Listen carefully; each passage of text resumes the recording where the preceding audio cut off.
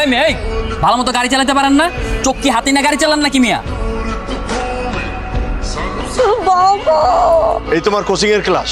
আমি তোমাকে কতবার করে নিষেধ করেছি এই ছেলেটার সঙ্গে মেলামেশা করবে না। এই তোমার মেয়েকে দেখে রাখতে পারো না? কি করেছো? কি হয়েছে মা? কি করেছিস? মা শাকিলের এই ওই নাম তুই আর আমার সামনে মুখে নিস। তারপরেও যদি মুখে নিস না তাহলে কিন্তু আমি তোর পড়াশোনা এমনকি বাড়ির বাইরে যাওয়া পর্যন্ত বন্ধ করে দেবো। আমি কতক্ষণ ধরে পার্কের উত্তর সাইডে দাঁড়িয়ে আছি।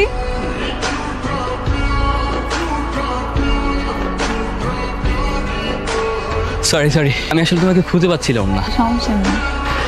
ওদিকে কি বারবার ওদিকে তাকাচ্ছ কেন? বাসায় সবাই সবকিছু জানে, কেউ যদি দেখে ফেলে এই জন্য তাকাচ্ছিলাম আর কি। হ্যালো, কোথায় তুমি? না আজকে তো দেখা হবে না। কেন? আচ্ছা আমি রাখি। কিরে, আমি তোর সাথে কথা বলতেছি, তুই ওদিকে কি দেখছিস? তুই কি মেয়েটাকে চিনিস?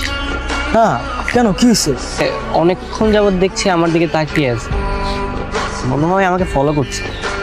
কিরে কাজল, তুই এখানে কি করছিস? ওই দেখ, ওই যে ছেলেটা দেখতে পাচ্ছিস? ছেলেটা কি জোস না? শাকিলের সাথে কোনো ঝামেলা হচ্ছে নাকি তোর? আরে না, এত সুন্দর একটা ছেলে দেখার পরে শাকিলের কথা মনে থাকে তুই বল? আমি গিয়ে বলবো নাকি যে আমার বান্ধবী আপনি প্রেমে পড়ে গেছে? সময় হলে আমিই বলবো। মনে হয় তুমি আমাকে কিছু বলতে চাও। তুমি কি আমাকে পছন্দ করো?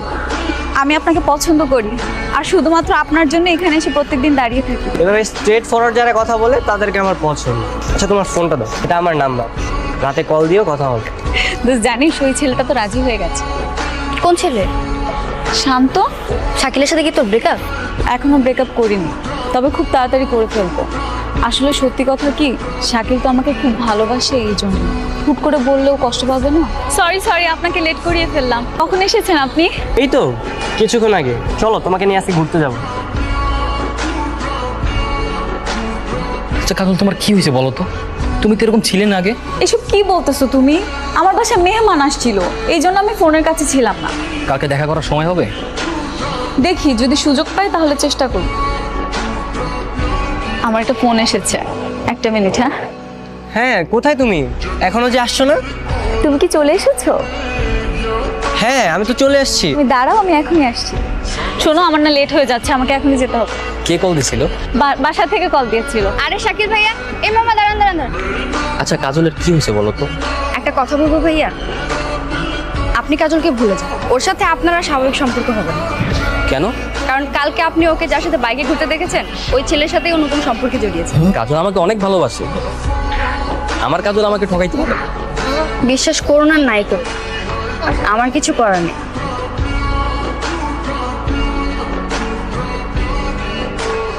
তোমার বাবা মা কি তোমাকে ভালো কোনো শিক্ষা দেয়নি? তুমি নির্লজ্জের মতো আমার মেয়ের পিছনে পড়ে আছো।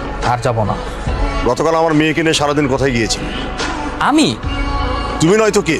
আমার মেয়ে কি আর কারোর সঙ্গে কথা বলে? সেটা তাকে জিজ্ঞেস করেন না। তার ব্যক্তিগত জীবন সম্পর্কে আমি কিভাবে জানবো?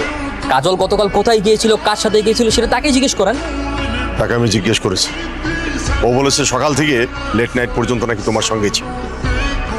শাকিল, তোমাকে একটা কথা বলি, হুটহাট করে আমাকে এভাবে ডাকবা না। অলরেডি অনেক সন্দেহ হয়ে গেছে, আমাকে বাসা থেকে বের হতে নিষেধ করছে। বাবা যদি জানতে পারে কি হবে তুমি জানো? আজকের পর থেকে আর ডাকবো না, আজকেই আমাদের শেষ দিন।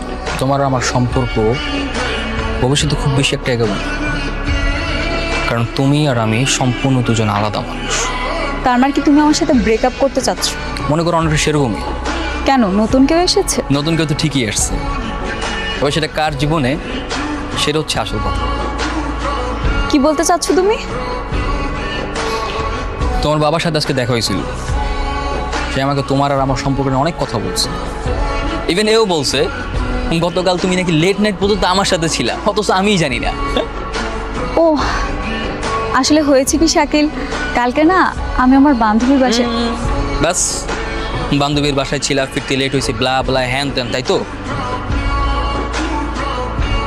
কাজল, আমি আজকের পর থেকে তোমাকে আর ডিস্টার্ব করবো না। তোমার আর আমার সম্পর্কের আজকেই শেষ দিন।